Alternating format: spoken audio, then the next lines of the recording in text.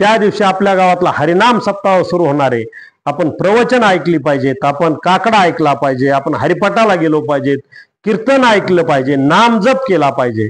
आणि या नामजपाच्या लहरीने 12 महिन्यामध्ये जे काही आपल्याकडून दूषित झालेलं आपल्या गावचं वातावरण आहे, त्या राम नामाच्या लहरीने ह्या सगळ्या जळून जाणार, शुद्ध होणार आहे. जसा आपण दसरा काढतो 12 महिन्यात एकदाच काढतो ना, सगळी धुणे धुवायचे, सगळे डबे पुसायचे, कशाला जाळे आळी झाली का बघायची, पटकीने आपलं हातीचं ऊन आहे दसऱ्यातलं म्हणून टाकायचं. ज्या जुन्या वस्तू तू फाटल्यात त्या सोडून द्यायच्या.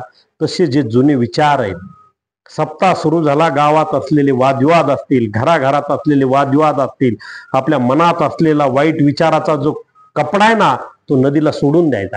त्या सप्त्यात आणून वाईट विचार सोडून द्यायचे. या मंडपात सगळं जळत आहे, काय राहत नाही. कारण ह्या राम नामाच्या लहरी, तुम्ही इथले वाईट दुर्गुण इथं सोडा, कुणी घेणार नाही, इथली इथं जागवाव जातील.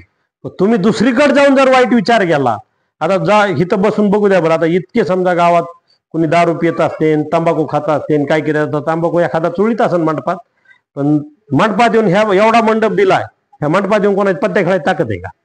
खेळन का कोणी? ह्या मंडपात कोणी येऊन दारू पिऊन बसन का? नाही. पण मंडपाच्या बाहेर निघला नाही एखादा म्हणला आणली गाड्या जाऊ दे थोडी थोडी घेऊ, लगेच 8 बाजूला कोपऱ्यात शिरतेन की चापटीने आपला गालाच आणतेन बिन भरतात. पण मंडपात नाही का, तर हा राम नामाचा, हा भगवंताचा हा मंडप आहे. म्हणून वाईट गुण सगळे सोडून द्या आणि चांगले गुण आपण या सप्ताहापासून धरले पाहिजे. जे तंबाखू खाते त्यांनी तंबाखू खायची सोडून दिली पाहिजे.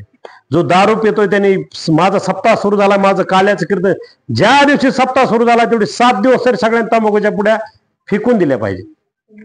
7 दिवस तरी कमीत कमी दारू बिरू सोडली पाहिजे. 7